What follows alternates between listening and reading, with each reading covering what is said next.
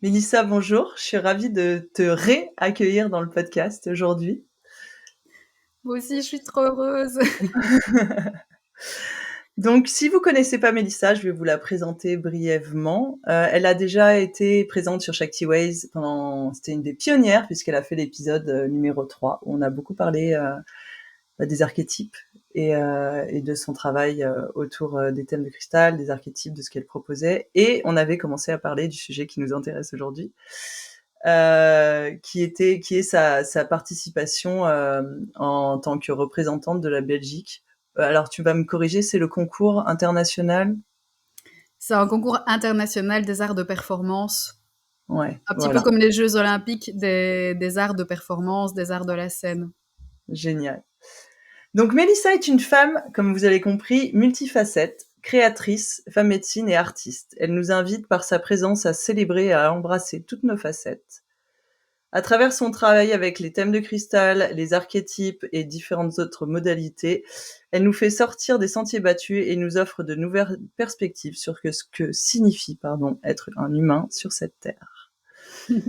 Aujourd'hui, c'est plus pour nous parler spécifiquement de son expérience, du coup, en tant qu'actrice. Et t'as participé en tant que scénariste aussi, hein.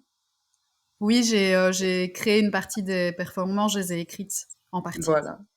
Donc son expérience en tant que représentante de la Belgique dans ce concours et aussi de tout le processus qui a accompagné ce concours, la préparation, ce qui a été en amont et au-delà de sa préparation vraiment, j'ai envie de dire concrète d'artiste, et tout le processus personnel qui a accompagné la mise en place de ce projet quand même pharaonique et gigantesque à la base.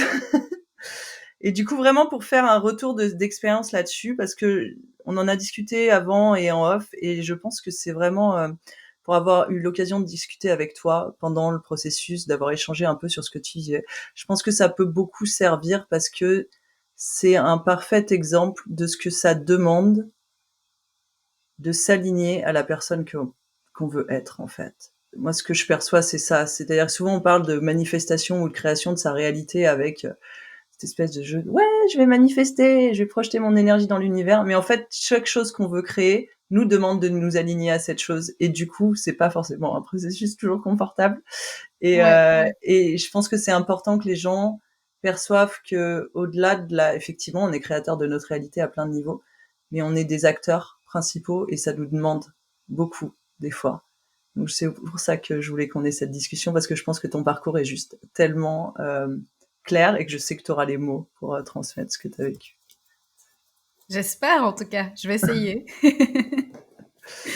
Donc, est-ce que tu veux te présenter maintenant, une nouvelle fois dans le podcast, la nouvelle itération de qui tu es aujourd'hui? Oui, je veux bien. En fait, je me considère avant tout comme une humaine, toujours. C'est vraiment cette facette-là que j'ai envie de mettre en avant. Euh, Avant, j'aurais pu dire je suis avant tout thérapeute, je prends soin des autres, etc. Bah, aujourd'hui, je prends toujours soin des autres, mais j'ai plus besoin de m'appeler thérapeute. Et je le fais à travers tout ce que je partage artistiquement. Donc, à travers l'écriture, à travers ce que je peux proposer sur scène, ce que je compte proposer sur scène, à travers la performance. C'est vraiment ça qui est le plus important aujourd'hui. Génial. Alors, est-ce que tu veux peut-être mettre le cadre de comment toute cette histoire a commencé? Oui. Alors, au départ, j'avais envie de créer un spectacle. J'avais envie de ça. J'avais envie de créer un spectacle sur les identités multiples, sur toutes les facettes qu'il y a à l'intérieur de nous. Et c'était la thérapeute qui parlait à ce moment-là. Et j'avais fait une formation qui me permettait d'être speaker sur scène, de produire des formations sur scène, etc. Mais il me manquait vraiment l'aspect artistique et c'était ce qui était ressorti. Et j'avais envie de reconnaître que je cachais l'artiste derrière la thérapeute. Je m'autorisais pas en fait à être une artiste. C'était pas possible. C'était pas assez quoi. Et je me rendais compte que je m'outillais avec plein d'outils de thérapeute pour avoir de la légitimité à être sur scène, alors que j'avais déjà cette légitimité, mais je voulais pas le voir. Et ça a été vraiment la charnière pour moi il y a 1 an d'ici. Et suite à ça, j'ai décidé de commencer à prendre des cours. Donc, je me suis inscrite, j'ai foncé tête baissée dans le premier truc qui m'a parlé et qui me permettait d'acquérir des connaissances pour avoir le jeu d'acteur pur et dur. Donc là, je suis vraiment rentrée dans un atelier d'acting. D'ailleurs, c'est l'atelier Béatrice Flores Silva à Excel. Et je suis entrée dans ce monde-là vraiment de façon complètement innocente et de manière ouverte, quoi. J'étais ouverte à recevoir des enseignements et on a directement commencé à travailler sur des scènes, sur des scènes de cinéma, dramatiques. Et donc, tout de suite, j'ai plongé. Littéralement, du jour au lendemain dans ma vie, ça a été, il y a eu plus que ça pendant vraiment plusieurs mois. Et suite à ça, en fait, ma professeure a entendu parler de ce concours-là. Elle m'a dit, ce serait peut-être une bonne idée que tu y participes. Et donc, la porte s'est présentée à moi. J'ai même pas cherché à la trouver, cette porte. J'ai vraiment eu une proposition de sa part et elle m'a dit, je pense que t'as tes chances. Et donc, je me suis présentée. J'ai passé des auditions en janvier, un petit peu après le podcast qu'on avait fait toutes les deux. Et j'ai été sélectionnée pour faire partie de l'équipe belge. Et je sais qu'il y a eu des centaines et des centaines de candidatures. Donc là, je me suis rendu compte au mois de janvier, 29 janvier, enfin j'ai appris ça le 16 janvier. D'ailleurs, c'était ouf parce que j'ai avorté un 16 janvier il y a 3 ans. Et là, c'était le climax total parce que j'apprends ça à la même date. Et je me dis, en fait, let's go, quoi. Ouais. Ouais, beau Ça, projet en c'est vraiment le point de gestation. démarrage. Ouais, génial. Et après, en même temps, tu dis que tu as laissé les choses se faire. Effectivement, ça s'est présenté à toi, l'opportunité. Mais en même temps, tu as écouté ton appel, en fait. Tu as écouté ce désir d'être dans le jeu d'acteur et tu as plongé là-dedans, en fait. Tu as suivi cette chose-là. Bah oui, parce qu'en fait, je me suis rendu compte que c'était un désir tabou. Et c'est la plupart du temps ce truc qui nous empêche d'accéder à ce qu'on veut, c'est qu'on veut pas assumer ce désir. Et c'était très difficile pour moi d'assumer que j'avais juste envie d'être sur scène en tant qu'artiste ou à l'écran en tant qu'artiste. C'était impossible avant ça de le reconnaître. Ouais, parce que ça venait en contradiction avec ta vision de toi et certaines de tes valeurs. Oui, et puis surtout la personnalité que je m'étais bâtie, la personnalité de la thérapeute, que je suis toujours, hein, mais je voulais pas en fait briser ce que j'avais construit jusqu'à présent. Ça rentrait en confrontation à ce moment-là. Je voyais pas comment je pouvais trouver une intersection. Ouais, complètement. Et c'est hyper intéressant de voir que quand on est enfermé dans ces rôles, en fait, parce qu'il s'agit d'un rôle qu'on se crée, euh, on va avoir du mal à percevoir les points de contact qu'il peut y avoir avec d'autres choses parce qu'on est enfermé dans notre vision et dans qui on est, qui on devrait être et ce à quoi ça doit ressembler. Et ça ressemble pas à ce que les autres y font et c'est pas possible. Et en même temps, tu nous le diras après, mais je pense que quand on s'autorise à plonger, en fait, les points de connexion, ils apparaissent tout seuls derrière. C'est un saut dans le vide en fait. Complètement. Enfin, dans le vide où on sait que il y a des portes qui n'apparaissent que quand on fait un pas en avant. Et c'est une décision personnelle et c'est en ça qu'on est acteur, quoi. À un moment donné, moi je me rappelle le 21 décembre, je me suis dit, je sens que quelque chose va s'ouvrir et je vais y aller. Je sais pas où ça va, mais j'y vais et je l'ai même demandé. Je dis, voilà, en fait, je suis prête. Ouais, complètement. J'adore cette manière cette confiance, en fait, ce truc de genre, ouah, j'y vais, allez, c'est parti. Parce que ce qui s'est ouvert, du coup, a été d'une rare intensité, derrière, pour le coup. Et du coup, j'aimerais bien que tu nous parles un peu voilà, t'as pris la décision, t'as eu l'acceptation, tu savais que t'étais prise pour participer en tant que représentante de la Belgique. Et là, ça pourrait être genre, ok, Banco, bah ça y est, j'ai réussi. Mais non. Eh non. Ah oui. Mais en fait, c'est là que tu sens le gap entre la personne que tu as envie de devenir, celle que tu es aujourd'hui, et puis tu sens en fait, comme je dis, je l'ai dit à ma grande sœur il y a pas longtemps, ce qui était difficile, c'était pas d'aller jusque là, c'était de quitter ce qu'il y avait ici, c'était de faire la mise à jour. Parce que faire une mise à jour, le concours, il commençait le 27 juillet et on était le 29 janvier, c'est-à-dire 6 mois pour faire un saut quantique énorme. Ouais. Eh bien, en fait, ça m'a demandé vraiment d'agir dans ma vie à plein de niveaux. Parce que quand t'es jamais monté sur scène et que tu vas faire un concours où la majorité des personnes qui sont là sont déjà comédiens, danseurs, c'est déjà la plupart du temps des professionnels qui sont déjà là, qui ont déjà une longueur d'avance sur toi en apparence. Et quand t'as pas la thune pour partir, parce que c'est un concours qui m'a coûté beaucoup d'argent aussi, c'était une expérience vraiment, tu te fais le cadeau de te dire, allez, je vais m'offrir cette opportunité-là. Il y avait un défi financier, il y avait un défi de préparation, de performance, où finalement, je me suis dit, est-ce que je serai prête? Est-ce que je serai à la hauteur? Est-ce que j'aurai un niveau suffisant? Parce que quand tu investis des milliers d'euros dans un concours, tu as quand même envie de pouvoir aller le plus loin possible dans le championnat. Et puis, je me suis rendu compte aussi qu'il y avait beaucoup de sources de déperdition d'énergie dans ma vie relationnelle, où, en fait, si je mettais pas fin à des relations ou si je ne reconfigurais pas des relations, j'avais pas l'énergie pour travailler sur mes prestations pour partir. Pareil pour l'aspect financier, jusque-là, je m'étais toujours arrangée pour générer moi-même les ressources pour pouvoir partir, pour pouvoir me former, pour pouvoir vivre les expériences que je voulais vivre. Et ici, j'ai eu besoin de passer par la case appel à l'aide, demander à l'aide, créer une cagnotte. Sans les gens, j'y serais pas arrivée, mais ça m'a demandé de me mouiller, de montrer, d'assumer ce que je voulais faire, de faire des vidéos pour parler de mon projet, pour m'exposer, en fait, me mettre à nu devant toute ma communauté, devant ma famille, devant mes potes, devant les gens qui me connaissent pas et qui me suivent sur Instagram et qui se sont rendus compte, en fait, que la meuf, elle va à Hollywood, parce que ça se passe à Hollywood, et en fait, elle a besoin qu'on croie en elle, alors qu'en fait, elle a pas de carrière derrière elle et elle a rien à montrer sur ce qu'elle aurait pu faire avant, parce qu'en fait, elle plonge dedans. Ah, c'était dingue. C'est hyper intéressant. J'aimerais bien qu'on aille un petit peu plus en profondeur là-dessus. Tu l'as dit en fait, et c'est ce qu'on abordait tout à l'heure, c'est ce truc de ok. Alors moi, je suis là. Alors ceux qui regarderont en vidéo, ce sera plus facile. Je fais des petits gestes. Moi, je suis dans mon présent et en fait, la personne que je veux être, cette personne qui va faire ce concours-là, elle est là-bas dans 6 mois et elle est clairement pas au même niveau et à la même fréquence que moi.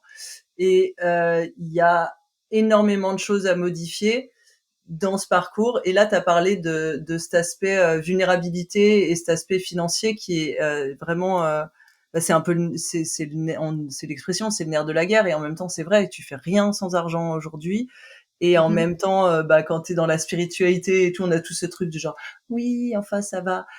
Tu vois, genre, c'est pas si important, et nanana. Non, c'est super important, l'argent, en fait, parce que ça nous permet de faire des choses. Et du coup, c'est plonger là-dedans, en étant vulnérable, en réussissant à amener les gens à apprécier ton projet, à plonger dedans avec toi, et en même temps, en t'apercevant que tout le monde te suit pas. Ouais. Et qu'est-ce que ça vient bouger, en fait, à l'intérieur de toi? C'est pour ça qu'on veut pas s'exposer, parce qu'on veut pas voir qui va pas répondre, qui sera pas là, qui aura même pas remarqué, qui va critiquer, qui va avoir un avis, une opinion, etc. Et franchement, j'ai essuyé pas mal de déceptions dans le fait de m'exposer, mais j'ai eu aussi des super belles surprises. Les deux, il y a eu des confirmations énormes de... Ça a fait le tri, en fait. Vraiment. Parce qu'il y a des personnes même qui sont pas forcément mes amis qui m'ont soutenue simplement parce que ça leur parle, ma démarche leur a parlé. Et ça avait énormément de valeur aussi, ça a aussi beaucoup de valeur. Ça m'a permis de, par exemple, faire appel à mon réseau pour demander, tiens, est-ce que vous connaissez quelqu'un qui pourrait me donner des conseils par rapport à ce genre de concours? Et donc, du coup, je me suis obligée à sortir de ma zone confortable, j'ai dû étendre ma zone de confort, j'ai dû du coup faire appel à des personnes qui ont fait appel à des personnes, et du coup j'ai été mise en relation avec des personnes que j'aurais jamais eu au bout du fil si je l'avais pas fait, mais qui ont été des alliés tellement précieux, et des alliés parfois pour un jour ou deux dans une vie, mais ça change tout. Ouais, complètement. Et donc c'est vraiment, si on veut faire descendre le rêve dans la matière, il faut que le rêve, on en parle. Il faut que d'une certaine manière, sans en parler, sans exprimer son désir, sans exprimer son besoin, sans assumer qu'on a envie de ça, en fait, c'est très compliqué. Et on peut y arriver, mais c'est beaucoup plus difficile, quoi. Ouais, complètement. Et ce que je perçois, c'est hyper important ce que tu as dit, c'est si on veut que le rêve, il arrive, il faut qu'on en parle. Et on a un peu ce truc on va parler de notre rêve abouti, déjà fait, genre oui, je vais faire le concours, nanana. Mais en fait, on a du mal à parler des difficultés qui vont avec et des besoins qu'on a. Parce que du coup, il y a cette espèce de stigma autour de demander de l'aide ou d'être d'une forme de faiblesse ou de cette vulnérabilité là. Et pourtant, quand on parle de nos besoins, on va générer du lien. Mmh. Et on en parlait en off, c'est ça aussi qui fait que la vie, enfin, à mon sens, la vie vaut la peine d'être vécue, c'est les rencontres, c'est les liens, c'est ces échanges-là. Et ça passe par la vulnérabilité. Au Ça va premier se degré. savoir, quoi. En fait, il y a un double mouvement parce qu'il y a un mouvement de confiance. À la fois parce que, comme je te l'avais dit, moi j'ai un tableau de vision, d'ailleurs il est en face de moi ici. J'ai un tableau de vision immense en face de moi où c'est en 2019, je pense, j'avais dessiné ce que je voulais et notamment je me vois, je savais pas du tout que ce concours existait, hein, mais sur mon tableau il y a Mélissa sur une scène entourée des couleurs de la Belgique. Énorme. C'est Ça, c'est énorme. énorme. Je peux te le montrer d'ailleurs, tu vois. Grave. Il est là, tu vois. Ah, génial, Tu j'adore. vois, en haut, Ah dans le ouais. coin, c'est très clair. Et Ouais. puis t'as l'étoile, t'as la terre, t'as tout, tout est là. Super beau. Donc, mais j'ai dessiné ça en 2019, pardon, et je savais pas du tout qu'est-ce que ça voulait dire. Par contre, tous les jours, depuis que je me suis engagée dans ce concours, je me suis mobilisée pour me nourrir en fait de cette vision et pour essayer d'agir au départ de la joie que me procurait cette vision. Et donc, ça demande un effort constant de se dire, Mélissa, je sais que t'as pas encore la thune, je sais que c'est la panique totale parce que franchement en mars j'avais toujours 0 €, j'avais tous les sponsors qui me disaient non, j'avais ici en Belgique c'était la première fois, en France ça fait déjà des années qu'ils partent chaque année donc les partenaires, les sponsors etc commencent à connaître le projet et donc ils financent beaucoup plus facilement leurs équipes. Il y avait 8 personnes qui sont parties pour l'équipe de France, ici en Belgique on était une petite vingtaine. Et ben en fait, on a tous galéré parce qu'on n'avait pas de subsides, on n'avait pas de partenaires financiers, encore moins pour des personnes comme moi qui n'ont pas encore de réseau professionnel, artistique, etc.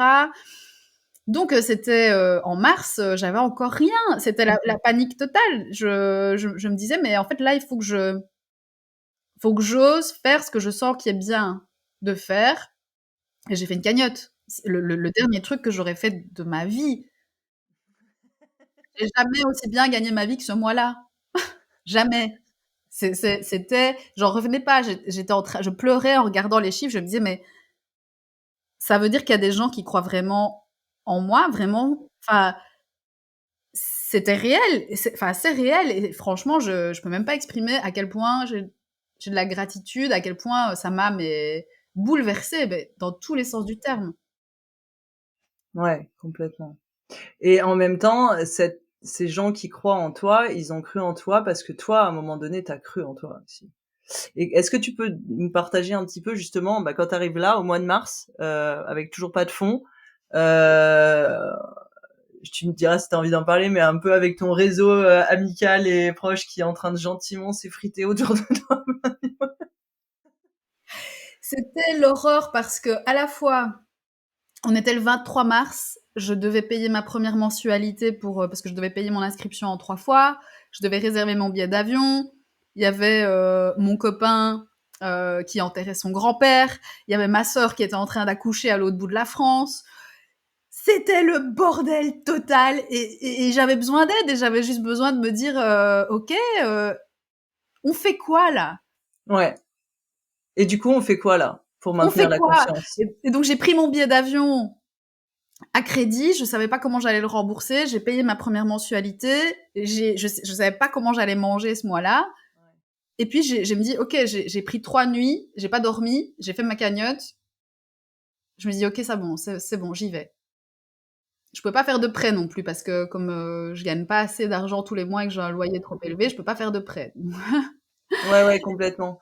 Mais en même temps, c'est ce qui m'intéresserait, c'est parce que on peut vite basculer dans la panique ou tu vois, t'es dans cette situation et t'as l'impression qu'il y a rien qui va et du coup, ton mental, il y a un moment donné, il va te dire ouais non mais en fait, meuf redescendre sur terre, et laisse tomber, tu vois. Et comment tu fais en fait pour qu'est-ce que toi t'as fait pour reconnecter à cette confiance et à cette vision en fait, surtout Bah, dans ces moments où c'était compliqué. je me suis rappelé, c'est con, mais le fait que j'ai eu l'annonce le 16 janvier, je me suis dit, il y a quelque chose qui est en train de se passer, c'est important. J'ai revu mon tableau de vision. Je me suis dit, n'oublie pas, Mélissa, c'est important. C'était un tableau de vision à 5 ans. En principe, il se termine en septembre 2024. On avait dit qu'on y allait. On avait dit en décembre qu'on y allait. On avait dit que s'il y avait une porte qui arrivait, on y allait. Et donc, du coup, c'est vraiment un endroit à l'intérieur de moi que j'ai été reconnectée, où je me suis dit, mais est-ce que tu as envie d'y aller? Parce que j'avais tout le monde autour de moi qui me disait, Mélissa, c'est trop cher. Mélissa, c'est dangereux. Mélissa, t'es trop ambitieuse. Mmh. Mélissa, tu nous fais quoi là? T'es en train de péter un plomb. Euh, et parfois des personnes très proches à qui j'en parlais, même dans ma famille, qui réagissaient à peine. Euh, et c'est juste cette espèce de désir à l'intérieur de moi où je me suis dit, mais tu veux y aller ou pas, en fait? Au-delà de tout ce que tout le Ouais. monde, tout ce que tous les gens pensent, de toutes leurs projections, de toutes leurs peurs, de tout leur avis, leur opinion que t'as même pas demandé. C'est souvent ça. Et je me suis dit, je sens que j'y vais cette année, j'y vais pas. J'aurais pu reporter, j'aurais pu dire à mon directeur national, à ma directrice nationale, je, je suis sélectionnée, ok, je prends, je prends ma place l'année prochaine. Ouais, J'aurais pu. ouais, Mais c'était hors de question, mais en non. fait. Ouais. Parce qu'il y a des rendez-vous dans la vie, parfois. On le sent, en fait, qu'il y a des choses, des trains qu'on doit pas louper à certains moments. Et je trouve que c'est hyper important ce que tu as dit et moi, c'est des choses que j'ai rencontrées quand j'ai lancé ma première boîte il y a des années ou même là encore aujourd'hui, dans ce que je propose, comme accompagnement, c'est les gens qui te sont proches, genre notamment tes parents, ta famille, pas forcément les amis, parce que, ben, avec le temps, en tout cas, c'est mon expérience, mais avec le temps, tu as tendance à faire un tri des gens qui t'entourent. Mais au-delà de ça, les gens ta famille va pas forcément être ton soutien, en fait. Parce qu'ils ont peur pour toi. Et Ouais. du coup, c'est hyper dur, je trouve, dans ces moments-là, que ce soit pour ce que tu as fait toi, un concours, ou créer ta boîte, ou voilà, ou moi je le vois quand j'accompagne des femmes qui créent leur entreprise, de reconnecter en permanence à c'est mon rendez-vous en fait. Je sais que c'est là que je dois aller. Je sais, même si tout le monde me dit que je fais de la merde et que ça va pas et que c'est n'importe quoi, je sais. Et ça, je trouve que c'est hyper dur à faire parce qu'on nous a pas appris à nous faire confiance en fait. On nous a appris à aller chercher le conseil, la validation à l'extérieur, que les autres savent mieux que nous pour nous, et ça on a appris ça dans l'enfance. Et du coup, arriver à l'âge adulte et t'accrocher à des projets qui sont aux antipodes des valeurs de la société, de jouer dans le cadre, être dans la sécurité, nanana, nanana, et que toi t'arrives et tu dis non, je vais y aller. Et il y a tout le monde qui va te dire non, faut pas faire ça. Et comment est-ce que tu as navigué ça? Parce que souvent, c'est des gens qui nous sont proches, très proches. Et comment est-ce que toi, tu as navigué ça? Euh, j'ai accepté d'être déçue. J'ai beaucoup pleuré. Des litres de larmes, tu sais, de la petite fille qui se sent pas soutenue comme elle aurait aimé être soutenue, qui sent qu'on peut pas partager la joie. Je me rappelle de ce repas de famille à Noël où j'étais en excitation totale de raconter que j'allais passer mes premières auditions. Et autour de la table, une fois que j'ai parlé, il y a un silence. Et c'est horrible parce que à l'intérieur de toi, tu te dis mais est-ce qu'on peut célébrer cette possibilité ensemble? Et même au moment où j'ai annoncé la nouvelle que j'étais prise, c'était comme si j'avais annoncé que je venais d'acheter une nouvelle robe chez H&M.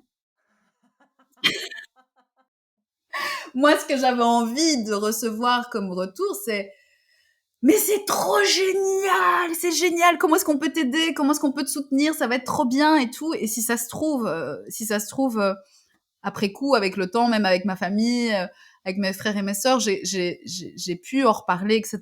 Et ça n'a pas été les premiers soutiens, et certainement pas les plus directs, les plus, on va dire, les plus francs, les plus réjouis, parce qu'effectivement, il y a des peurs, il y a aussi plein de moments où ils comprennent pas vers où je vais, parce on fait pas les mêmes choses dans nos vies, on n'a pas les mêmes manières de vivre nos vies. Et, euh, et donc, il y a eu de la frustration, il y a eu de la tristesse, il y a eu des moments de découragement, il y a eu de la colère. Et en fait, j'ai laissé tout ça être là, et j'ai aussi exprimé des choses envers eux. À chacun d'eux, j'ai adressé aussi comment je me sentais. Et ça a permis aussi de débloquer des choses avec ma famille. Ça a permis aussi d'ouvrir d'autres voies au niveau du cœur. Ça a permis à certaines relations de se reconfigurer. Mais si je le demandais pas, si je le disais pas, si j'exprimais pas tout ça, aujourd'hui, je considère que j'ai des liens plus forts avec ma famille. Complètement. Oui. Ouais. Et ça, c'est hyper important de le souligner, c'est que quand tu fais ce chemin-là et que tu le fais, j'ai envie de dire en responsabilité, parce que tu peux, comme tu l'as dit, je pense que ça vient toucher beaucoup notre enfant intérieur et ce besoin de soutien inconditionnel que, à ma connaissance, personne n'a reçu sur cette terre. mais que du coup, tu viens guérir ça aussi quelque part. En fait, en le faisant remonter à la surface, tu autorises à être ressenti et à verbaliser des choses que, à l'époque, t'avais ni les mots ni la construction pour verbaliser cette souffrance et cette peine. C'était juste là et tu l'as gardé dans ton corps, comme on l'a tous fait, je pense. Et du coup, je pense que c'est important de rappeler, mais que voilà, ça doit se faire, c'est ça que je veux dire, que ça doit se faire dans la responsabilité de nos propres émotions. Parce que tu peux faire le choix d'exploser à la face des gens et de leur dire que c'est tous des cons et que voilà, mais il y a peu de chances que ça fasse évoluer les relations dans le bon sens. Mais c'est comme si j'ai dû prendre la responsabilité du rôle que je m'étais donné jusqu'à présent. Et j'ai dû démissionner aussi. D'une certaine manière, j'ai appris pendant les derniers mois qui ont suivi, comme j'avais beaucoup besoin de me focaliser sur moi d'une façon dont je m'étais jamais focalisée sur moi. D'une certaine manière, j'ai dû me rendre moins disponible. J'ai démissionné aussi de certaines choses. J'ai arrêté d'essayer de les convaincre. Et j'ai juste lâché. Donc, par exemple, mon frère, on s'est plus parlé pendant des mois et des mois et des mois. Ma petite sœur, on a développé une relation complètement différente où finalement une relation beaucoup plus de sœur à sœur, là où avant j'étais plus la grande sœur. Il y a vraiment eu beaucoup de choses. J'ai dû désamorcer aussi les rôles que j'avais pris en parallèle d'exprimer mes émotions, exprimer Complètement. des vraies attentes aussi dans une famille. Des choses que je ne faisais pas, parce que forcément, quand t'as plutôt la posture de celle qui va sauver tout le monde ou qui veut sauver tout le monde, tu peux pas avoir des besoins. Ouais, en tout cas, tu vas pas t'autoriser à les verbaliser. Ouais. Voilà, il y a un ego vraiment très puissant sur le fait de recevoir. Donc ça, c'était très fort aussi, cette partie-là. Et puis, il y avait toute la partie d'écriture de mes scènes, du choix de mes scènes, où en fait, je me guérissais aussi par le choix des scènes et des sujets que je voulais aborder sur scène. Donc il y avait tout un processus aussi dans la préparation du concours et dans la façon dont j'ai pu me préparer techniquement, me préparer aussi en s'entraidant. On s'est entraidé aussi avec Cindy, une des participantes qui était dans l'équipe belge aussi en tant que comédienne. Et ça m'a permis de réparer beaucoup de choses aussi dans ce sens-là. Ouais, complètement. Génial. C'est intéressant parce que je t'écoute parler et en fait j'ai la sensation qu'à un moment donné il a fallu que tu mettes un cadre très très yang en fait sur tu vois, il y avait ce truc d'être au service d'eux, d'être dans l'aide, d'être, tu vois, qui pourrait être considéré comme une énergie féminine, même si concrètement le masculin est beaucoup au service. Il y avait ce truc tu vois, comme tu disais, un peu des fuites énergétiques de comment je peux t'aider tout le temps et tout ça. Et en fait, là, il a fallu faire recentrage, c'est moi et moi d'abord, et j'ai un projet et il y a des étapes à suivre et je peux pas me disperser, en fait. Oui, j'ai dû reconnaître mes limites, en fait. Et ça a été comme un processus de...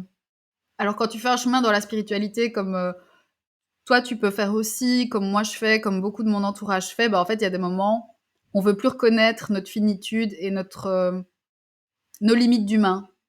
Concrètement, il y a 24 heures dans une journée, tu mesures 1,63 m et pas 1,72 m.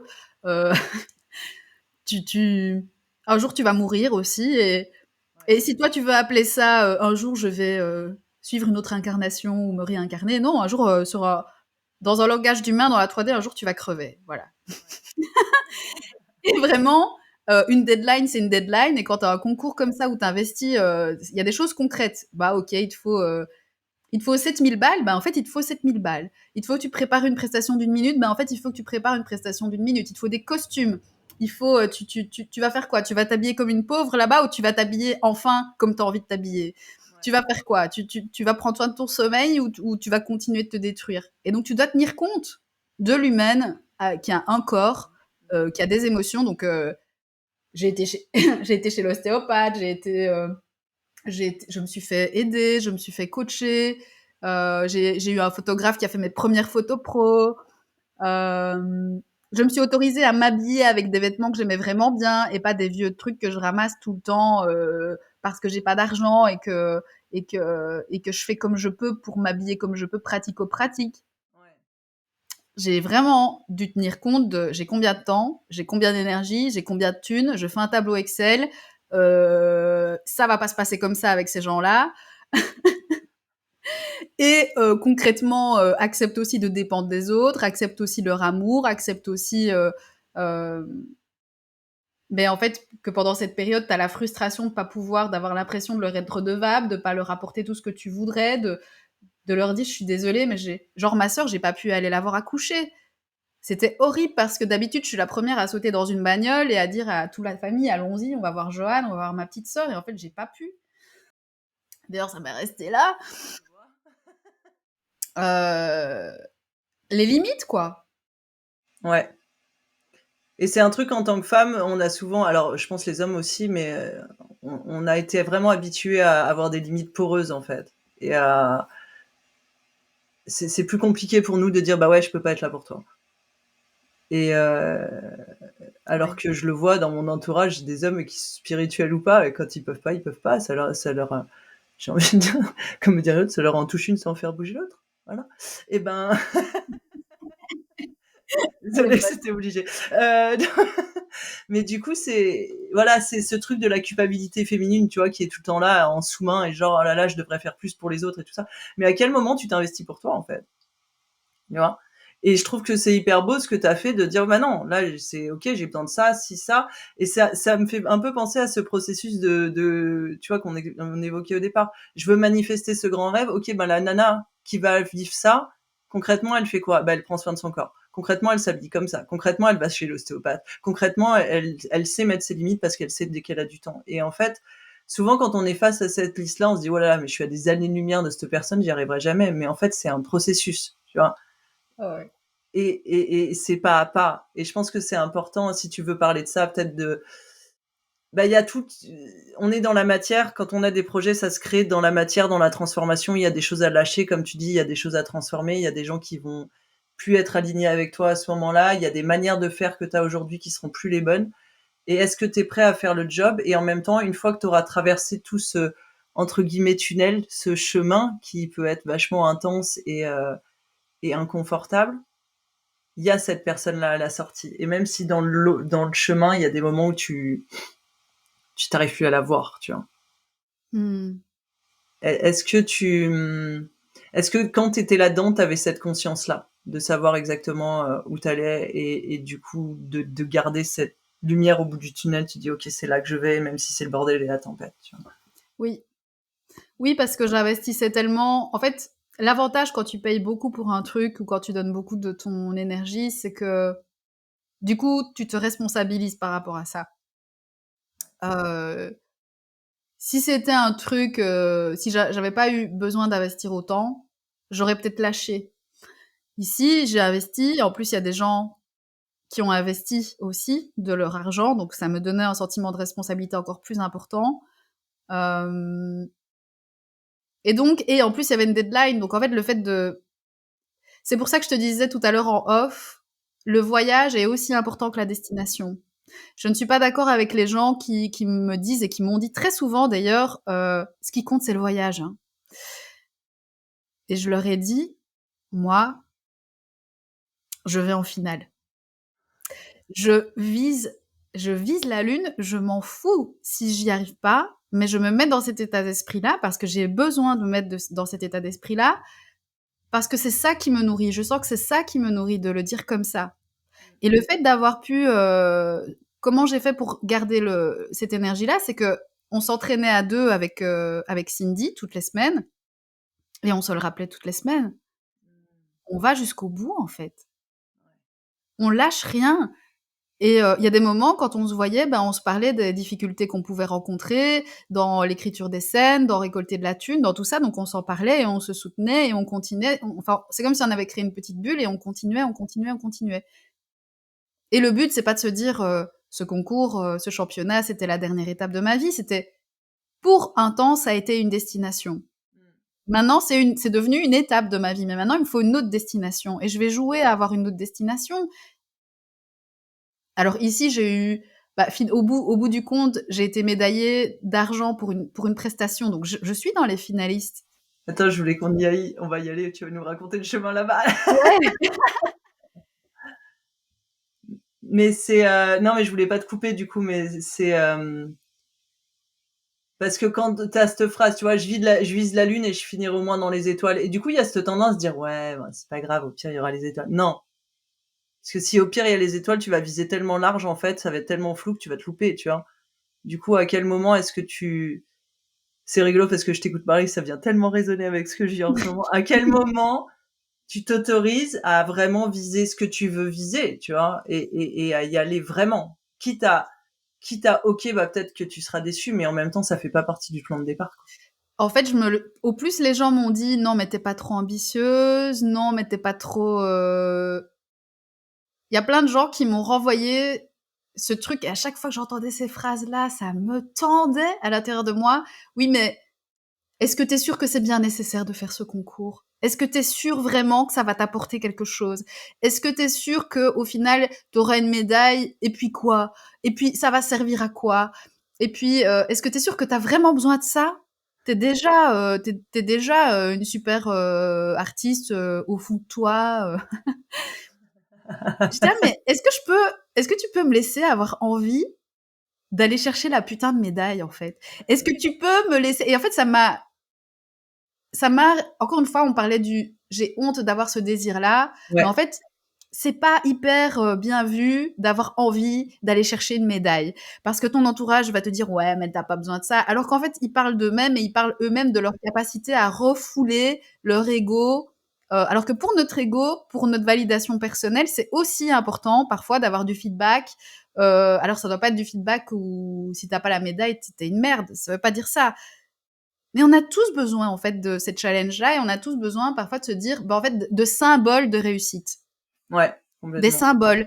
Et moi, entre guillemets, je sais pas comment j'aurais réagi si j'avais rien ramené comme matière qui me montre, tiens, ça vaut quelque chose. Je pense que je l'aurais certainement peut-être mal vécu.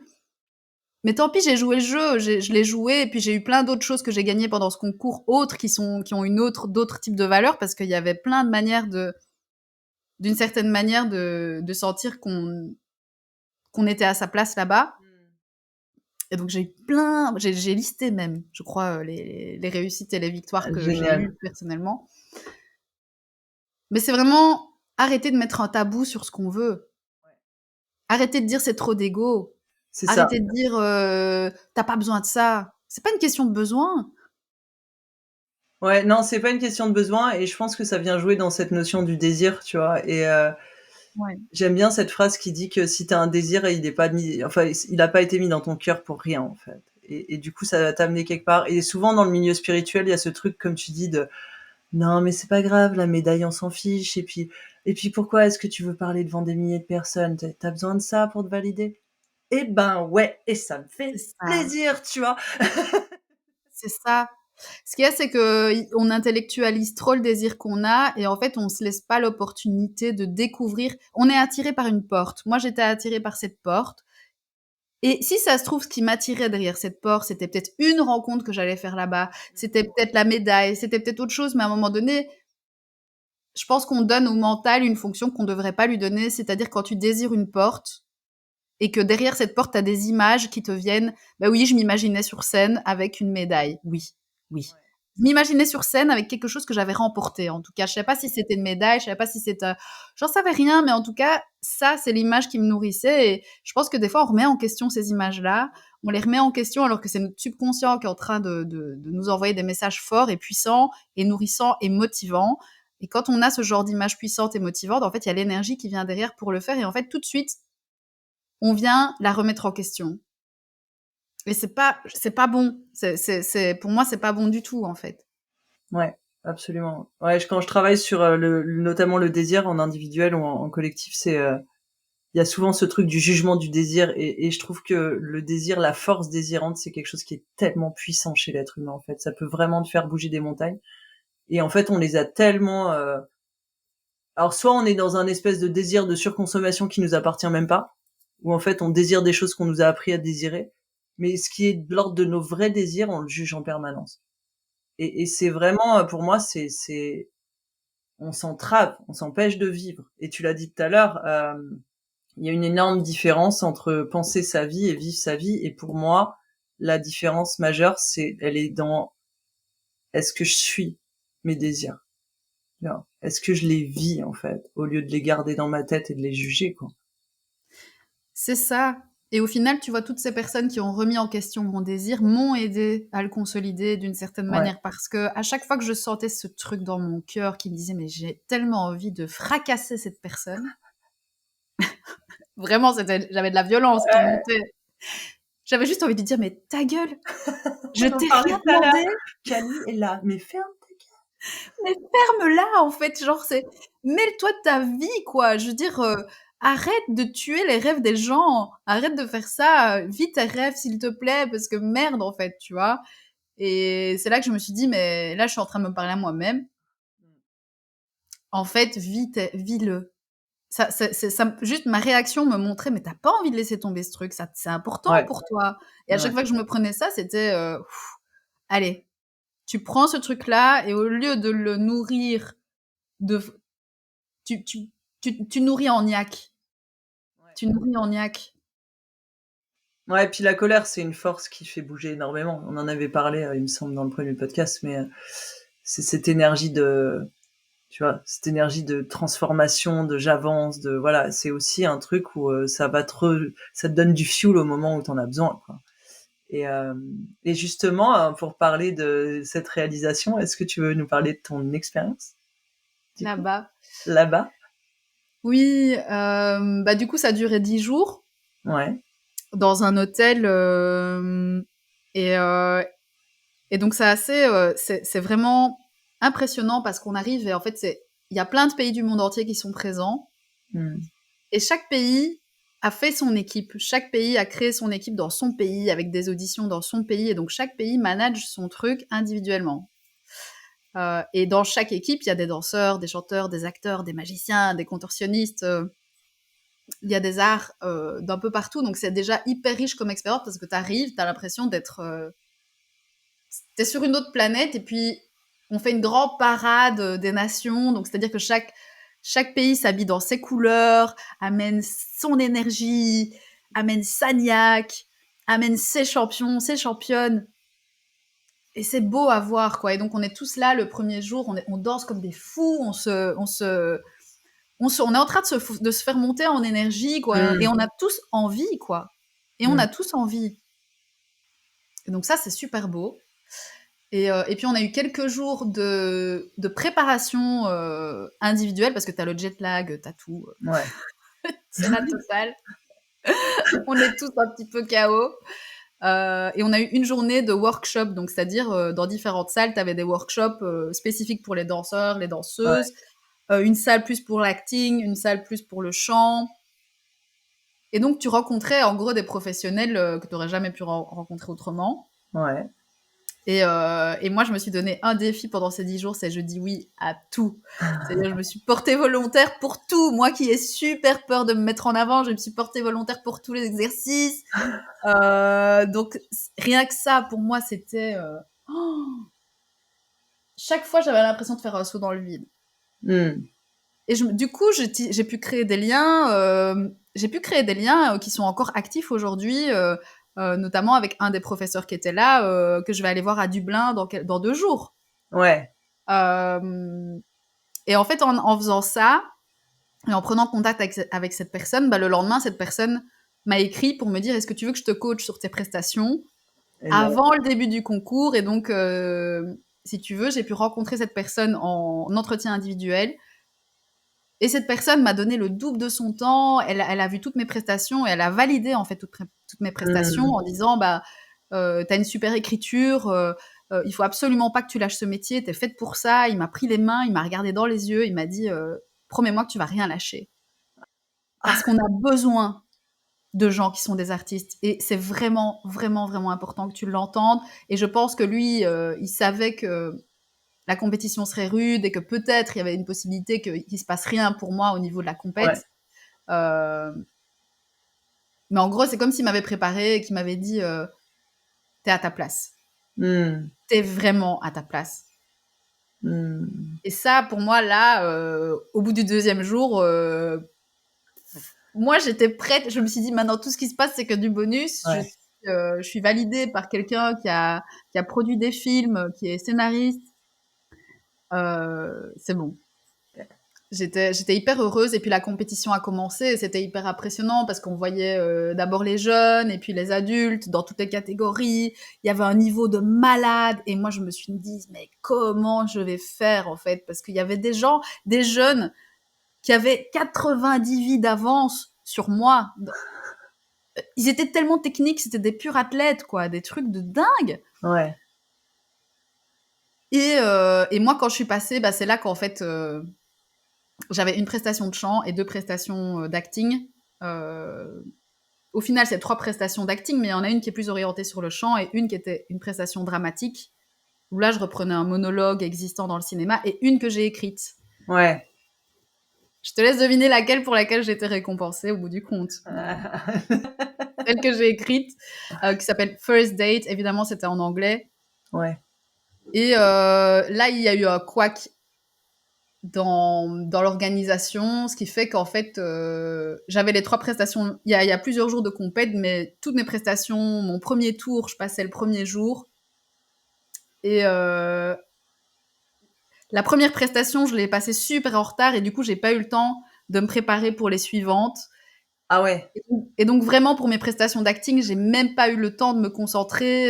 Ils étaient en avance à la fin et pour les premières, on était en retard. Et donc, du coup, j'ai été prise dans un tourbillon de stress, de panique, de me dire purée, j'ai investi 7000 balles et j'ai pas le temps de passer ce casting dans de bonnes conditions. J'ai été propulsée sur la scène. J'ai pas eu 1 minute de concentration pour faire une scène dramatique super difficile. Et à ce moment-là, j'ai vraiment paniqué parce que je me suis dit je vais pas être reprise. Et je sais que cette prestation dramatique, certainement, elle est pas bien passée. Et puis après, j'avais 3-4 minutes pour changer de vêtements, pour me mettre dans l'état d'esprit de la prestation suivante. Et j'ai utilisé toute la frustration de la première pour la foutre dans la deuxième. Et je suis montée sur scène avec toute cette frustration qui était tellement vraie, vivante, quoi, tu vois, qui était là. Et c'est cette prestation-là qui a été reprise au bout du compte. Mais si tu veux, j'ai cru que j'avais été éliminée de la compétition parce que le lendemain, j'ai pas fait partie du tableau où on m'a dit vous avez été reprise pour les rounds 2 et le round 3. Je me rappelle de ta story de ce jour-là. Oh, c'était horrible parce que... C'était dur à regarder, c'était ultra dur. Et c'est là que je me suis rendu compte qu'on avait mal compris le principe du concours, c'est-à-dire qu'en fait, il y a un show qui va être créé au bout des 7 premiers jours, et ce show, bah, il va être fait uniquement sur base de certaines performances qui collent aussi avec l'esprit du show, et donc c'est comme un casting. Et donc les gens qui ont été sélectionnés au deuxième tour, bah, c'était des gens qui ont été sélectionnés, c'était des performances de qualité, mais c'était aussi des performances qui allaient être reprises pour le show. Ouais. Et donc, pendant quelques jours, moi, j'ai cru que j'étais complètement éliminée. Donc, j'ai été voir des cascades, j'ai fait des contacts, j'ai été voir Hollywood, etc. Et en fait, je me suis rendu compte que ma prestation, il y avait la voix du show et puis il y avait la voix des médailles. Ouais, d'accord. Et en fait, il y avait chaque prestation a été cotée avec des critères et a reçu une cotation. La médaille d'argent, c'est entre 80 et 90%. Et donc, mais moi, j'avais perdu de vue ça, ou j'avais pas compris que je pouvais, entre guillemets, faire partie des finalistes au niveau des trophées, des médailles, mais que, effectivement, ma prestation ne s'inscrivait pas dans leur show. Et donc, c'était un rebondissement de fou. Et par contre, bah, j'ai eu aussi un contact avec la New York Film Academy qui a voulu me rencontrer pour m'offrir une bourse pour que je vienne étudier à New York. Donc, j'ai eu ce qu'on appelle des GO6, des professionnels qui voulaient me rencontrer pour me faire des propositions. Et donc, bah, moi, j'étais pas prête à aller étudier à New York et à mettre 25 000 $ de plus, même s'ils voulaient m'offrir une bourse de 15 000 $. Ouais. J'avais pas 25 000 $ de plus à mettre pour la formation. Donc, au final, j'ai été hyper honnête et j'ai pas reçu le papier qui me disait au bout du compte, on vous donne une bourse, mais en gros, ils voulaient m'offrir une bourse. Donc, en soi, ça avait l'air mal barré, et au final, je me suis retrouvée le samedi, le jour où ils ont fait la distribution des prix, bah, ils m'ont appelée sur scène et j'étais là, c'est incroyable. C'était fou, j'en revenais même pas, quoi. J'en revenais tellement même pas que j'ai cru que j'avais une médaille de bronze. Et puis j'envoie à tout le monde, j'ai eu une médaille de bronze, et en fait je regarde, mais c'est une médaille d'argent en fait. Tellement j'étais complètement dans une autre, j'étais à l'ouest, j'ai perdu pied, quoi. Ouais, ouais, et puis il y avait la compression qui était pas là, et du coup, c'est vrai que du coup, te fait rappeler à ce moment-là, alors que bah, pour toi, t'es éliminé et que c'est fini, quoi. Ouais. Et comment est-ce que t'as navigué ça? Parce que je me rappelle de cette story où ça avait été, où on sentait vraiment la frustration et il y avait enfin moi j'ai perçu de la tristesse. Il y avait un truc qui était vraiment, voilà. Comment est-ce que tu as navigué ce truc-là? Bah, t'étais encore dedans, il y avait encore l'énergie, je pense, du groupe et tout ça, mais comment est-ce que tu as perçu bon, bah, j'ai fait tout ça et en fait, j'ai pas atteint mon objectif? C'était un moment de découragement énorme, et je me sentais, en plus de ça, je me dis: «Mais j'ai pas eu droit aux mêmes conditions de casting que les autres, qui pouvaient, se concentrer une demi-heure avant et passer leur casting dans de bonnes conditions». C'est-à-dire que quand tu as 1 minute pour convaincre et que voilà, je sentais une injustice à l'intérieur de moi, et j'étais pas heureuse de ça. Et j'ai signalé, enfin j'ai pété un câble en fait, littéralement. Je suis sortie de scène, j'ai pleuré toutes les larmes de mon corps parce que j'ai dû prendre sur moi pour pouvoir aller au bout de toutes mes prestations, alors que j'estimais que j'aurais pu faire mieux. Ouais. Et ce qui m'angoissait, c'était de ne pas savoir si j'avais été éliminée, parce que tout ce truc d'orga avait fait que peut-être ma sélection se serait jouée à quelques pourcents près, tu vois. Je savais pas, en fait, j'aurais préféré être dans les meilleures conditions possibles et donner le meilleur de moi-même, et voilà. Mais c'est ça aussi le monde artistique, c'est un monde aussi d'imprévus, il faut pouvoir s'adapter, etc. Et donc j'ai navigué comment bah déjà j'ai pété un câble.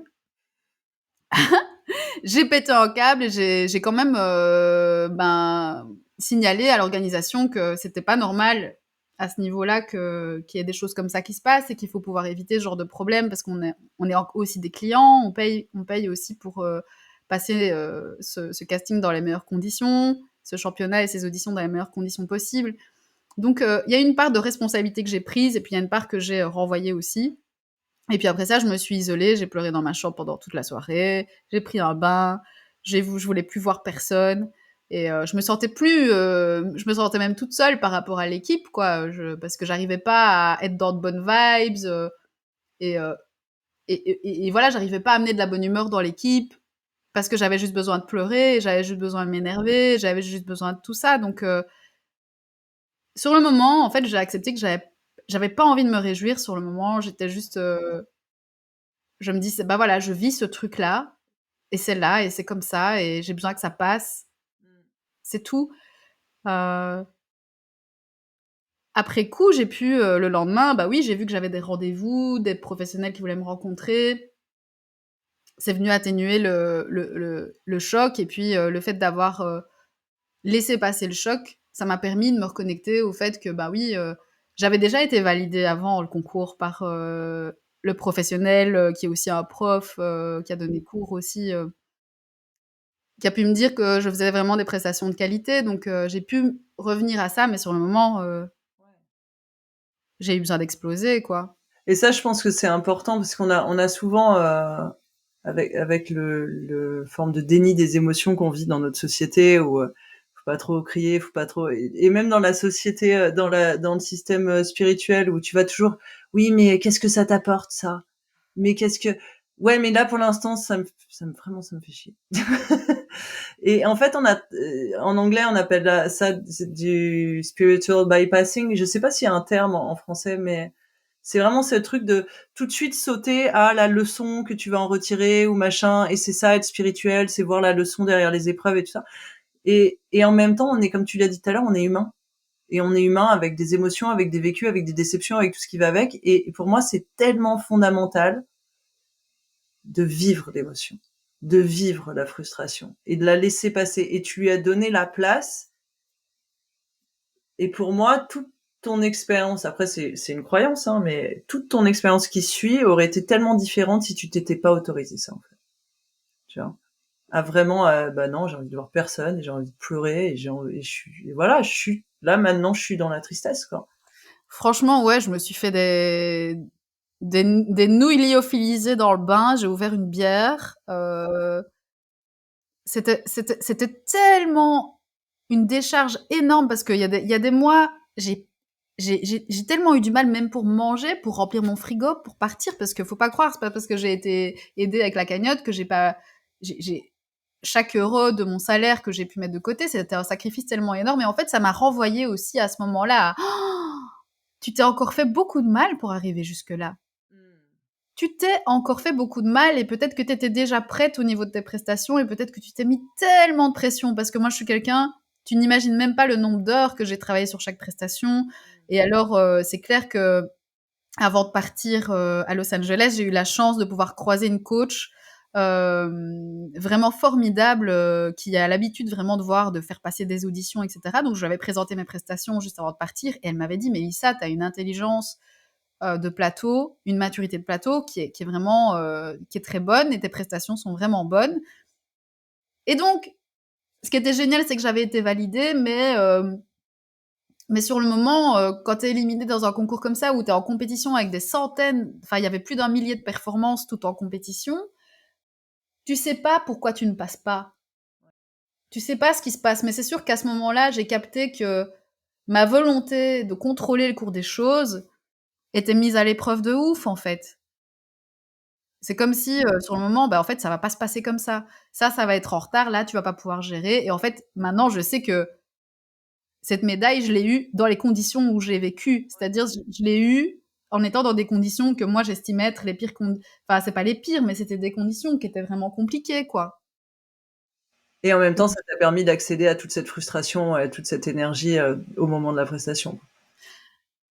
Ouais, t'imagines même pas dans quel état j'étais quand j'ai fait cette scène-là, parce que c'est first date, ça parle de un rendez-vous manqué, ça part d'un rendez-vous manqué avec l'homme de ta vie que tu reverras peut-être plus jamais, quoi. Tu vois, tellement t'es control freak, tellement tu te prends les pieds dans ta propre merde, quoi, tu vois. Et là, je me suis dit, mais je me suis pris les pieds dans ma propre tentative de produire la scène parfaite. Et là, il y a plus rien, je gère plus rien du tout.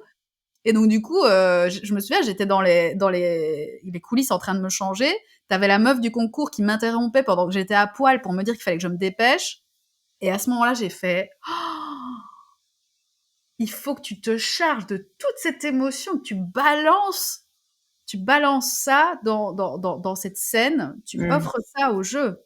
Mmh. Sinon, tu vas perdre tes moyens, et tu vas. Donc, il faut que tu restes pro, quoi. Sinon, tu vas tout perdre. Et ça s'est joué comme ça Ouais. quelques secondes, mais effectivement, la décharge, une fois que je suis sortie de scène, ça a été vraiment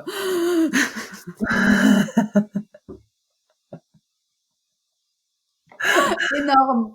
Ah, génial. Et je pense qu'il y a une part de, tu vois, c'est ce qui ça m'inspire, c'est, je sais que tu travailles avec les émotions, avec le ressenti, comme moi je le fais, et plus tu t'autorises à vivre tes émotions, plus tu leur laisses de la place. Et des fois, ça peut être tellement jugé, ce truc de, tu vois, comme, bah, tu vas sortir et là, t'as l'effondrement émotionnel qui arrive. Et en fait, tu vas le laisser arriver. Et du coup, ça peut être hyper jugé. Mais si t'avais pas cette compétence-là, t'aurais pas pu récupérer cette émotion-là et la mettre dans la scène avant, tu vois, parce que t'as l'habitude, en fait, de jouer avec tes émotions et d'être en contact intime avec elles. Et du coup, ça donne aussi cette compétence de, OK, ben là, j'ai ça et je l'identifie, c'est de la frustration et je peux mettre tout ça là-dedans aussi. Et je trouve que c'est une intelligence qui est rare, l'intelligence émotionnelle, parce qu'elle n'est pas suffisamment valorisée dans notre société. Ah, elle fait flipper tellement de gens. Moi, comme je t'ai dit, j'ai une maman qui a un diagnostic de bipolarité. Et donc, quand j'ai vu comment elle était jugée euh, par la société, par le monde extérieur, et à quel point j'avais pu avoir un modèle de femme vibrante, vivante, avec une palette d'émotions assez impressionnante, et que moi-même, du coup, bah, tu reproduis, je sais que je suis quelqu'un de très émotionnel et c'est pas toujours facile pour les autres. Ça peut être confrontant. D'ailleurs, au moment où je suis sortie de scène, la première chose que mon équipe m'a demandé, c'est de sourire et de retrouver le moral et d'être de nouveau dans la bonne vibe. Et c'était tellement dur parce que je me sentais pas accueillie et en même temps, je m'attendais pas. Enfin, c'est compréhensible parce que les gens savent pas quoi faire avec ça. Et moi, j'étais dans un tsunami d'émotions, de larmes, de déception, de peur, d'avoir l'impression que peut-être que tout était foutu et c'est pas évident pour les autres d'être présents à ça. Ben, on sait pas faire, en fait. On nous apprend pas à être présent. On nous apprend à le repousser, en fait. C'est ce qu'on nous montre dans l'enfance et c'est ce qu'on nous apprend au quotidien. À le ranger dans une boîte.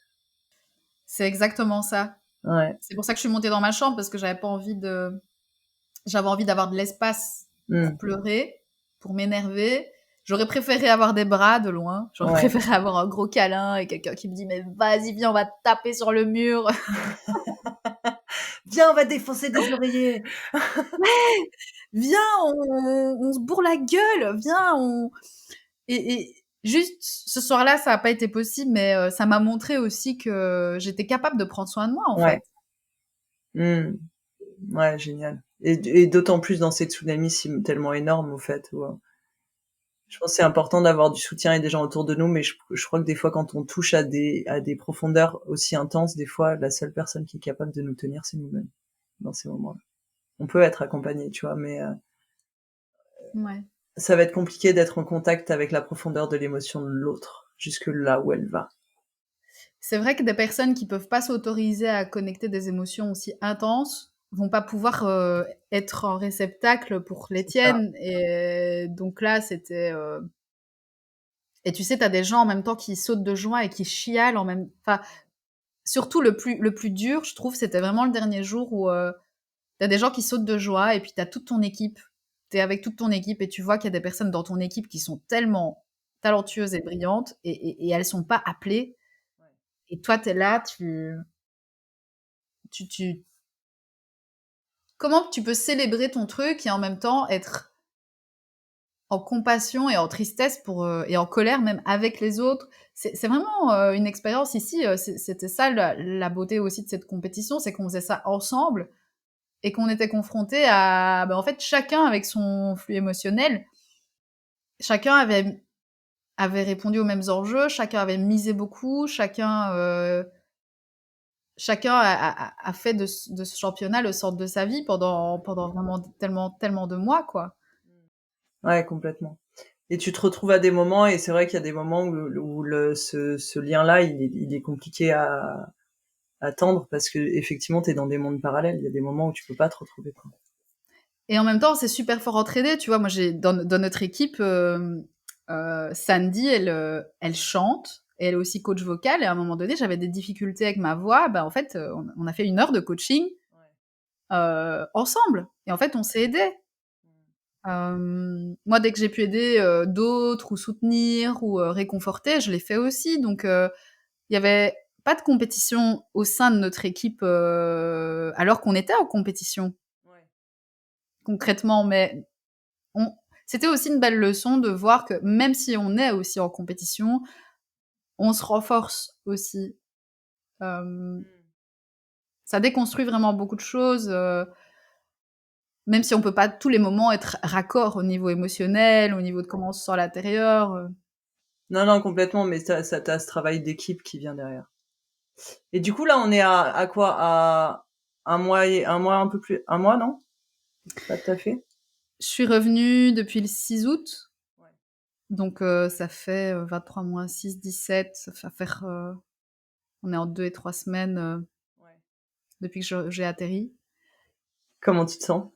Le retour, retour à ta vie, j'ai envie de dire, différente de ce qu'elle était? Eh bien, ça continue de bouger. Vu que je repars à Berlin, moi j'allais dire, je sais pas, je repars à Dublin parce que le professeur qui m'avait coaché, il est là-bas pour le moment en tournage et du coup, je me suis dit, je lui ai proposé, je lui ai dit, ça te dit que je te rejoigne? Et donc du coup, j'y vais avec un de mes amis. Donc ça, c'est génial. Ensuite, on aimerait bien aussi avec l'équipe belge, en tout cas tous ceux qui seront volontaires, essayer de créer un événement de type spectacle ensemble. Et donc, je pense qu'il va y avoir des... J'espère pour tout le monde, mais peut-être que tout le monde ne prendra pas part, mais faire une création commune pour se faire connaître, pour produire quelque chose ensemble. Moi, en tout cas, c'est une valeur que j'aime beaucoup et donc j'espère que ça va pouvoir naître. Il y a aussi cet oracle dont je te parlais. Justement, il y a la contorsionniste de l'équipe, elle est aussi illustratrice et donc on va peut-être pouvoir concrétiser ça. Ouais, on avait parlé de cet oracle dans le premier épisode avec Mélissa, si vous voulez aller écouter. Tout à fait, donc on va peut-être pouvoir concrétiser cet oracle parce que j'avais justement fait un petit prototype avant de partir là-bas, genre 2-3 heures avant de prendre l'avion, j'avais commencé à faire ce prototype et donc je l'ai expérimenté là-bas, sur place, en anglais, donc ça a bien fonctionné. Et il y a aussi le bouquin La dictature de la lumière que j'ai pas encore publié, où j'ai un de mes coachs qui m'a gentiment rappelé qu'il était temps que je le publie et que je propose une version scénique, une adaptation sur scène de ce bouquin. Donc, je sais que s'il y a une étape artistique à faire, c'est celle-là. Ouais, génial. Donc, en soi, c'est une étape qui m'apporte beaucoup de validation, qui m'apporte beaucoup de confiance, qui m'apporte... en fait, oui, parfois, tu as besoin d'être validé par des professionnels. Et là, clairement, quand tu as été validé par des professionnels à Hollywood, tu te dis, tu as été validé avant de partir par une personne qui est professionnelle ici, tu as été validé là-bas, tu as reçu ta putain de médaille. Bon, je pense que tu peux quand même essayer d'y aller, quoi, maintenant. Est-ce que toi, tu te valides en tant qu'artiste aujourd'hui? Oui. Oui. Ah oui. Je valide, alors ça veut pas dire que j'ai plus des peurs, que j'ai pas des doutes existentiels, parce que je pense que un artiste, c'est hyper compliqué de se valider en tant qu'artiste, parce que quand t'es électricien et que, en fait, ton câblage, il fonctionne, il peut te dire, t'as fait un bon câblage, le courant passe. L'artiste, il se valide aussi à travers, un artiste qui fait pas vibrer son public, comment il peut être heureux? Il peut pas être heureux s'il n'inspire pas, et c'est là que je me suis rendu compte qu'en fait, j'ai besoin d'inspirer. J'ai besoin qu'on me dise purée, ça m'a inspiré, sinon pourquoi je le ferais en fait? Et c'est pas de l'ego mal placé, c'est juste qu'il y a des gens qui ont une fonction d'inspiration pour les autres. Et bien sûr que c'est important d'avoir un public. Et on le fait pas que pour soi, on le fait parce que ça nous dépasse et on le fait parce que je discutais avec un agent qui m'a dit ça et ça m'a tellement touchée. Il m'a dit Regarde, les politiciens, ils ont pas le droit de faire ce qu'un artiste y fait. Les scientifiques, ils ont pas le droit parce qu'ils doivent prouver par des preuves scientifiques ce qu'ils sont en train d'avancer. Les thérapeutes, ils peuvent peut-être pas forcément le faire non plus, mais un artiste, il peut amener des idées dans le monde qui n'ont pas encore été prouvées, et c'est des idées qui peuvent être engagées ou pas, et c'est des idées, et ils peuvent faire rire, ils peuvent faire pleurer, ils peuvent germer des nouvelles graines, et le public, il va juste se laisser traverser par ça, il va prendre ou il va pas prendre ou il va rejeter, mais en tout cas, c'est aussi un incubateur pour le monde de choses qui sont pas encore toujours validées, et c'est pas grave, mais c'est un endroit où on peut être des humains en fait sur une scène. On peut être des humains en fait. J'adore ça. Et là, je me suis dit, bah ouais, bah c'est carrément mon endroit en fait, vu que c'est ce que je veux être moi. Mon projet de vie, c'est être une humaine. Ça, c'est bon, il faudrait que ce soit plus partagé par tous les habitants de cette planète. Allez, venez les gars, on essaye d'être des humains. C'est ça, et je me suis dit, mais ça sert à rien d'autre. Et donc là, je suis tellement heureuse, je me suis rendu compte que mon écriture, elle a de la valeur. Donc oui, je veux proposer mon écriture sous toutes les formes, orale, écrite. C'est ancré maintenant. Génial. C'est juste, comme d'habitude, j'ai du mal à savoir par où qu'on commence. On en parlait tout à l'heure. C'est le bordel, là. Tu sais, c'est le moment où tu te dis, ça, c'est super, c'est bien. Donc on a l'étape la plus importante qui était l'étape de, OK, je suis au bon endroit, je suis à la bonne place, je fais du moi, tout va bien. Et maintenant, bah, je me suis entourée de coachs qui me rappellent que maintenant, l'étape maintenant, c'est tu vas finir ton bouquin, tu vas le soumettre, tu vas le diffuser, et puis tu vas créer au départ de ça. Et donc, c'est l'étape où, en fait, il y a une nouvelle destination maintenant à choisir. C'était ma question suivante, du coup. Parce que il y a ça, tu vois, il y a ce truc de, ok, j'ai eu ce que moi j'appelle un désir brûlant, un truc qui t'anime où et souvent, quand t'atteins le truc, après, il y a cette forme de dépression qui arrive. Tu vois? Ou genre, ah, et qu'est-ce que je fais maintenant? Je peux te garantir que d'ici, je pense 2024, je serai plus à Liège. Je pense pas. Je pense que, en tout cas, je sens que j'ai besoin de nouveaux horizons, que j'ai besoin de bouger, que tout continue de bouger. Même là, je me suis même séparée de mon compagnon avec lequel j'étais jusqu'à présent parce que je sentais que, en fait, ce sont des, ça fait partie de la personne que j'étais avant, et ça fait partie des deuils nécessaires aussi sur une vie où je suis plus la même personne en fait. Et voilà, tu vois, à peine je suis rentrée, je me suis dit, bah en fait, maintenant il faut que je mette à jour ma vie, que je continue de la mettre à jour par rapport à... Et c'est pas évident, hein, je te jure que... Et voilà, et donc je l'ai fait avec toute la tristesse et avec tout ce que ça demande de courage de dire, mais en fait, je suis plus la même personne, j'ai une route qui se transforme. Et il faut que je puisse être en accord avec ça. Et donc, c'est encore des mises à jour, c'est encore être intègre, en fait. C'est une question d'intégrité. C'est une question d'honnêteté envers soi, et puis du coup, qui permet d'être honnête envers les autres, c'est de se dire, mais moi, j'ai plus envie de me battre, par exemple, dans ma vie privée. J'ai plus envie de... J'ai plus envie de galérer, du niveau de galère comme j'ai galéré jusqu'à présent, quoi, où j'ai plus envie de galérer j'ai plus envie de galérer, en fait. Il peut y avoir des efforts, mais c'est pas la même chose.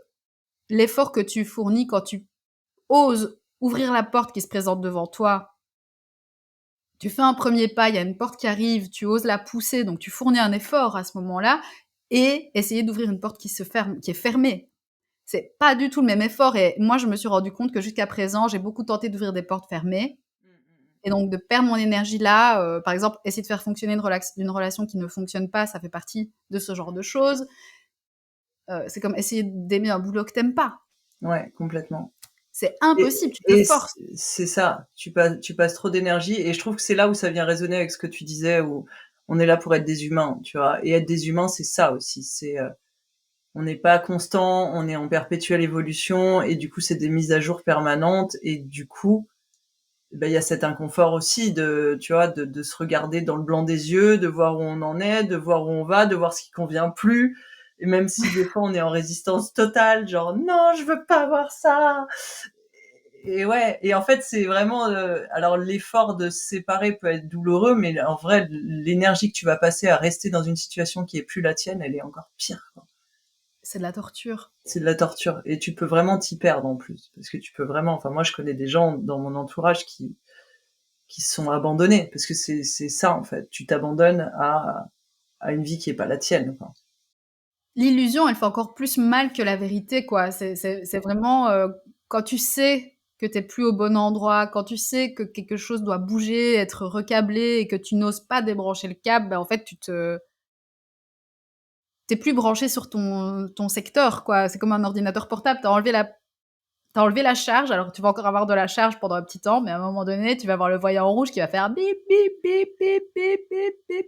Et à un moment donné, c'est fini, quoi. Enfin, je veux dire, il y a tellement des espaces de résilience dans la vie. Et là, je sentais que l'énergie de ce concours et ce que ça m'a permis de, pouf, ça a réaligné les choses. Et là, j'étais dans l'avion, je monte dans l'avion, je me dis, maintenant, tu vas revenir dans ta vie et c'est pas fini. Tu reviens pas, en fait, c'est pas le rêve là-bas, la réalité ici, c'est la réalité là-bas, la réalité ici, c'est la même, en fait. C'est pas, t'es pas de retour, quoi. Ouais, mais du coup dans le processus t'es devenu qui t'es maintenant, Ouais. qui n'est plus la même personne. Je veux dire, je suis passée de l'autre côté du pont et donc du coup, voilà. Tu vois ce que je veux dire? Ça s'est aligné, quoi. Ouais, complètement. Et du coup j'ai envie de clôturer sur aujourd'hui, la personne que t'es, qu'est-ce qu'elle aurait à dire à la Mélissa du mois de décembre l'année dernière? Fonce. Ça va être tellement génial. Ouais. Ça va être tellement génial. Mmh. Franchement. Ouais. Fonce. Y a rien d'autre à faire. Fonce. Et la Mélissa du mois de décembre, si t'arrives encore à la contacter, comment elle voit la femme que t'es aujourd'hui? Ah, elle est, attends, je me remets avec elle. Ouais. Elle retrouve de l'espoir. Mmh. Elle retrouve de l'espoir. Parce qu'il y a une putain d'énergie de désespoir au départ de tout ça. Ouais. Et je trouve ça, c'est un message hyper beau parce que t'es pas parti d'un espace où le tremplin était stable au départ pour prendre ton appui. Ah oui, c'était complètement instable, c'était complètement le j'étais dans un espace vraiment de il me faut une lumière au bout du tunnel. Mmh. J'ai besoin Complètement. de ça. Ouais. Et c'est vrai que le fait d'être mise en doute par mon entourage, je me suis dit mais est-ce que tu t'accroches à une illusion? Et c'était très très difficile, c'est pour ça que je dis le message ouais que j'ai essayé de faire passer c'est nourrissez les rêves de vos entourages parce que vous imaginez même pas l'impact d'une seule phrase sur quelqu'un qui s'enjaille pour quelque chose et quand vous essayez de lui dire eh oh reviens sur terre t'as pas besoin de ça alors que la personne elle est justement en train de vibrer ce truc et c'est juste l'entourage a un effet tellement parfois dévastateur ou Ou catalyseur d'énergie encore plus forte. oui oui et ça a tellement d'importance. Moi j'ai eu des gens qui ont cru en moi en fait à ce moment-là et c'est grâce aussi à ces personnes-là que j'ai pu m'accrocher aussi. Tu vois, il y a eu des personnes dans mes amis, il y a eu ma prof à ce moment-là qui m'a dit vas-y, il y a eu des êtres autour de moi qui m'ont dit mais vraiment vas-y. Et ça, c'est d'une puissance énorme aussi. Ouais, complètement. En gros, je l'ai pas fait toute seule. Ouais.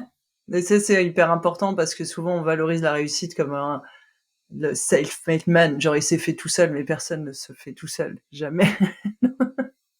Non. On vit ça au travers des autres aussi. Et aujourd'hui, maintenant, c'est quoi alors ton désir brûlant aujourd'hui? J'ai envie de retourner sur scène. j'ai un goût de trop peu, tu vois. Ouais. J'ai ce truc de 1 minute, c'était tellement court. Et puis, il y a eu 2 minutes sur les trois, parce que comme j'ai fait 3 prestations, il y a eu 2 minutes qui étaient dans le stress et tout ça. Et donc, je sais que maintenant, j'ai envie de savourer. Maintenant, j'ai envie de m'offrir la scène. Maintenant, j'ai envie de m'offrir l'écran. Maintenant, j'ai envie de me dire, allez, maintenant, on a trempé le doigt de pied. Maintenant, on va plonger complètement dedans. Mmh. Et j'ai envie de ça. J'ai envie de voyager. J'ai envie de changer de vie, j'ai envie d'aller vivre quelques mois à l'étranger, j'ai envie de publier mon bouquin. Euh, j'ai envie de tourner la page sur une vie aussi, de pouvoir, ouais, même professionnellement, je sens que je suis arrivée à un tournant où je sens que j'ai fait ce que j'avais à faire aussi professionnellement. Là, dans le travail où je suis pour le moment, d'ailleurs, Mmh. si mon boss m'entendait, euh, je sens que j'ai aussi besoin d'un nouvel horizon professionnel. Ouais. Et c'est juste le sentiment d'avoir accompli. Mmh. Euh, c'est pas un sentiment, c'est comme quand tu quittes une relation. Ça veut pas dire c'était pas la bonne relation, c'était pas le bon boulot, c'était pas la bonne vie. C'était la bonne vie, c'était Ouais. la bonne personne, c'était la bonne relation, c'était le bon job. C'est juste qu'à un moment donné, tu sens que on entre dans un autre paradigme. Ouais. Complètement. Et donc, je sens qu'il y a encore des deuils qui vont arriver et j'ai envie de ce nouveau. J'ai envie de me renouveler, j'ai envie de changer complètement de vie. C'est impressionnant parce que je t'écoute parler. En fait, ce que je ressens, c'est ça t'a ouvert les horizons de ce que tu peux oser, en fait. Parce que Complètement. t'as été plus loin que ce que t'aurais imaginé pouvoir faire il y a encore un an en arrière, dans des limites énormes. Et en fait, t'es là, et c'est comme, là, je sais pas pourquoi j'ai l'image c'est comme un viking qui traverse l'océan, tu vois. Il y a un truc où, en fait, c'est bon, je peux naviguer. Donc, en fait, à partir du moment où je peux naviguer, j'ai tous les océans à disposition, tu vois. Ouais. Et je trouve que c'est ça aussi la beauté de la vie, c'est quand on ose être nous un peu plus à chaque fois, et plus ça va, plus on enlève ces couches et ces couches. Moi, c'est ce que je fais en accompagnement. C'est en gros, on va enlever les couches de ce qui te convient pas pour que tu puisses devenir petit à petit qui tu es maintenant et qui tu seras plus tard. Et, euh, et c'est vraiment, je trouve qu'il y a rien de plus beau, en fait, de voir quelqu'un se transformer et de voir le processus. Et même si des fois, comme tu dis, tu passes par des trucs où genre, tu raques ton front par terre et c'est, ben voilà. Et derrière, il y a la réussite d'un objectif, et au-delà de ça, t'as grandi pour devenir la personne que t'es aujourd'hui, et prendre encore plus ta place, tu vois. Et du coup, Et il c'est y ça a que aussi le j'admire. processus de consolidation du désir, parce que on ne pourra pas faire confiance à notre désir brûlant. On pourra pas faire confiance à notre désir de vivre, parce que c'est pas que, on entend souvent désir sexuel derrière, mais non, c'est un désir de vivre. C'est vraiment un désir de vivre. C'est une pulsion de vie, en fait, qu'on a à l'intérieur de nous, qui nous, qui active le moteur, qui donne l'énergie disponible pour y aller. Et le fait de se dire, j'ai eu raison d'être à l'écoute, la preuve, regarde ce qui se passe. Il faut oser le faire une première fois pour se dire, Ouais, bah, la prochaine fois que je sens ce désir-là, je l'écoute et je l'écoute encore et encore et encore. Et j'avais une personne dans mon entourage parce que je disais, bah, moi, je fais pas partie de ces personnes qui vont, par exemple, quand elles cherchent un nouveau boulot, répondre à toutes les offres d'emploi en mode chasseur.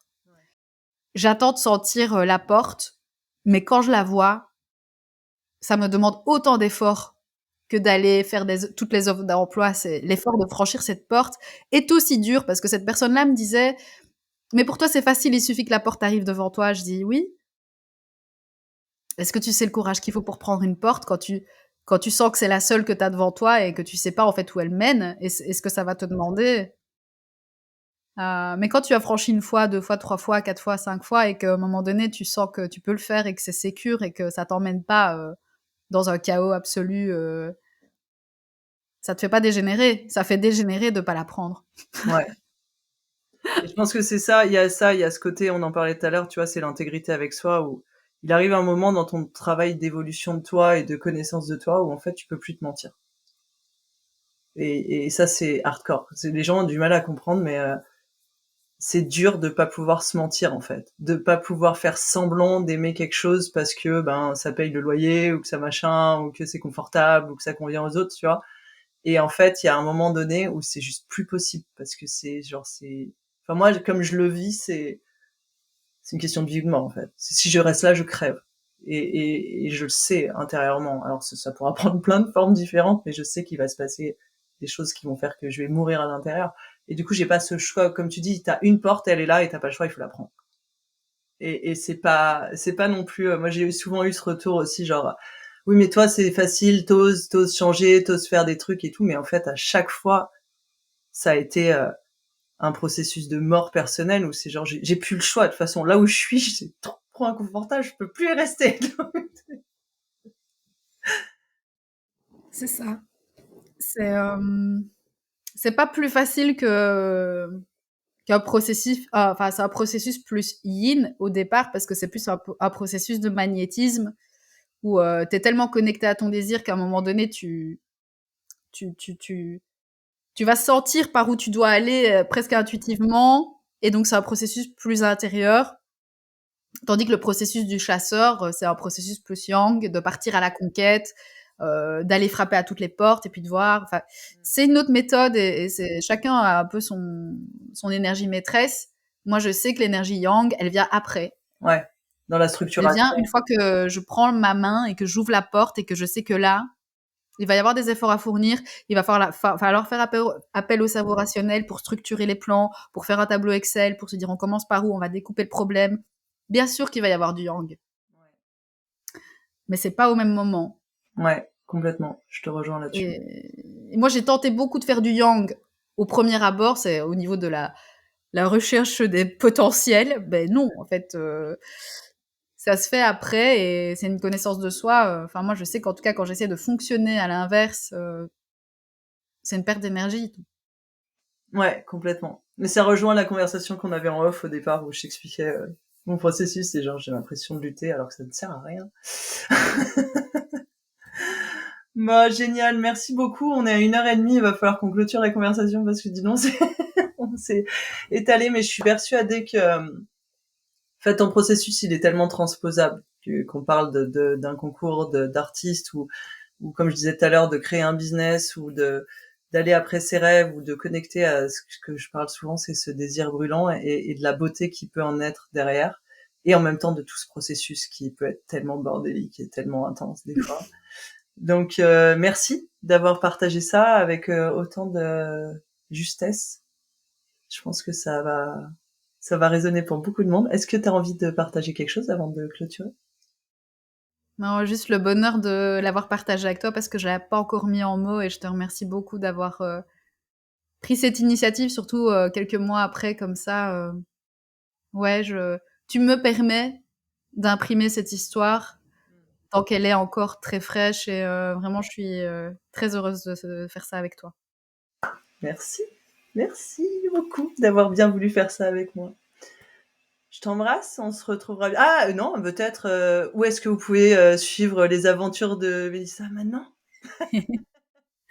Alors, vous pouvez me suivre sur Instagram et ça s'écrit en toutes lettres Melissa, M-E-L-I-2-S-A, P-O-I-N-T-B. Melissa.b en toutes lettres. Yes, et Voilà. je mettrai ça en lien dans les notes d'épisode. Merci beaucoup. Top. Merci.